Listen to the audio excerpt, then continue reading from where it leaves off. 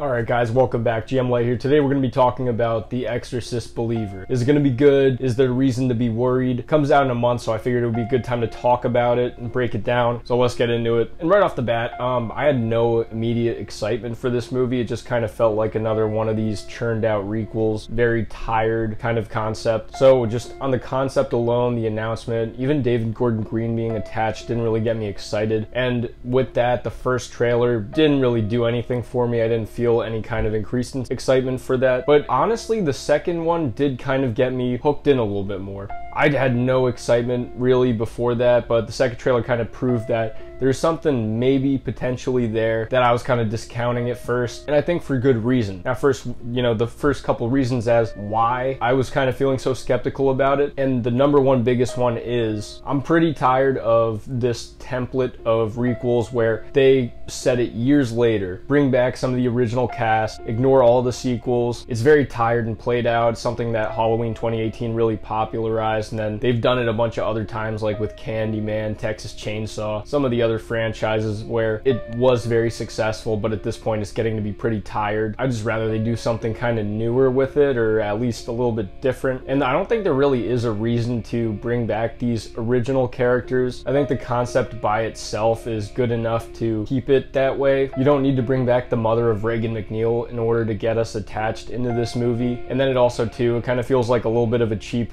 bid for nostalgia, kind of, I don't know, in a weird way. I saw a pretty hilarious tweet that kind of made me think of this, where it's like 2050, there's a trailer, Daniel Kaluuya gets out of the car, I've had to get out before. It does kind of feel like that. So just the base concept of doing a direct sequel to that first one did not instantly get me hooked, and it feels a little bit like it's a printing money thing at this point. It's a proven formula that, yeah, it works, but it doesn't feel very inventive, so I was kind of hoping that they would do something beyond that. And then aside from that, this is also just a franchise where it doesn't necessarily feel like it lends itself to being a franchise with reoccurring characters. The first story is a great one and done. I don't really see a need to bring back Regan, bring back the mother. Maybe you could tell anecdotal stories or some kind of anthology Exorcist series where maybe Pazuzu possesses different people and you have different situations where you have these possessions occurring with this demon. And this one kind of, I see the point of it because I think that this newer sequel could have been that, but it wants to shackle itself to that original movie so bad by bringing back Regan McNeil's mom that it kind of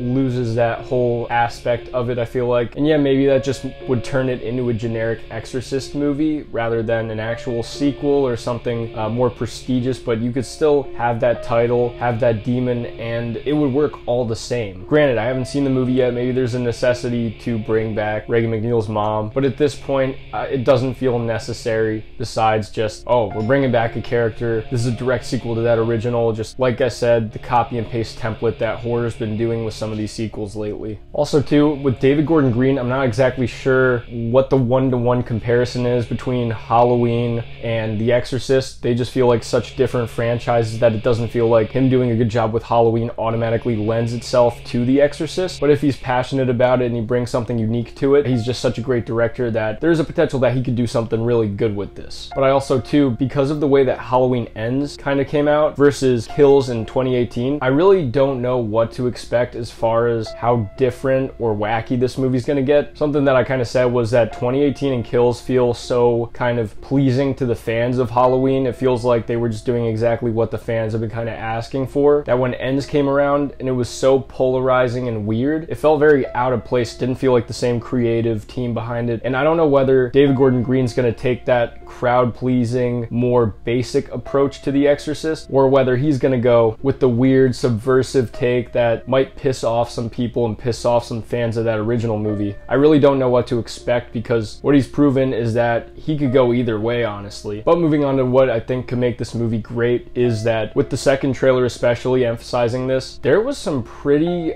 disturbing imagery. Some of what's going on with that first Exorcist movie is that it was pretty ahead of its time. It had pretty disturbing imagery of seeing this child being possessed, and you really feel that demonic energy to her. With a lot of other possession and exorcism movies, they don't feel as authentic. They don't actually feel scary. You don't really feel the presence of the demon with these people. But with this one, there are some pretty unnerving shots and scenes where you could see in their eyes that they're possessed, and you feel that idea that they're getting pulled into hell. There's some disturbing lines like when the daughter's begging to not go to hell, stuff like that, where I hope that they hearken that disturbing imagery and those lines to really elicit that emotion out of the audience. It also seems like David Gordon Green actually does understand what made that original movie disturbing to the audience at the time. He's tapping into that and kind of bringing it to a modern age and seeing what on a religious, spiritual level would get under people's skin about this concept. Then also too, maybe we can actually get some kind of explanations on Pazuzu and the demon, aside from what they kind of told us in the sequels that are no longer canon. That allows them to kind of rewrite this whole story and then frame it differently, frame the first movie differently in a way where it's not attached to that baggage. And as much as I kind of get annoyed with that requel formula, it does provide a lot of freedom, because now instead of having to fall in line with the continuity of 2, 3 and the prequel, it could just do its own thing and move on from that. So overall, I'm starting to feel more optimistic about this movie. I really had no excitement, but I might actually go out and check it out in theaters, which I wasn't planning on doing. The second trailer really did sort of sell me on the imagery and the concept a little bit more, so I think that I will give it a chance instead of just waiting to watch it at home. But let me know what you guys think in the comments. I'd love to hear what your opinions are on Exorcist Believer. Are you excited for this movie? Do you think they're jumping the gun by announcing a trilogy already? I still am not entirely sold on the idea of a full trilogy already. I think that they maybe should have just done this movie and see how it goes before they already planned 2 and 3. But that's just my opinion, so let me know. Love to hear it. I'm GM Light. Have a good one.